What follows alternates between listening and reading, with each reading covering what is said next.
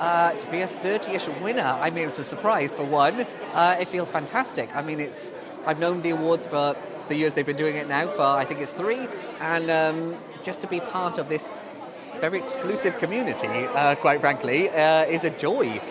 Like I say, it was a surprise, but oh my gosh, what an honour to be chosen as one of the winners. It's fantastic. I studied journalism as a master's here, magazine journalism. I'm a freelance travel, food and wine writer, all the good things in life.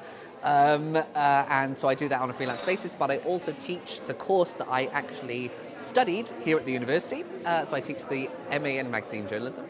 So I do that 3 days a week, and I'm a freelance around that. So I think I've got the best of both worlds, really. My goodness, probably pub quizzes in the Pen and Wig. But other than that, I mean, I love being in the university anyway. Gosh, very, very late nights, putting the magazine to bed. I did the magazine journalism course here, and so there were some very late nights ordering food in to the university. Not sure we were allowed to do that, if I'm at all honest, but it was really, really fantastic. It was a year that whizzed by. I did a master's 1 year. It feels like it should have... I wanted it to last a lot longer, but 1 year, oh, God, it was fantastic. This evening so far has been fantastic. I've loved seeing all of the other winners.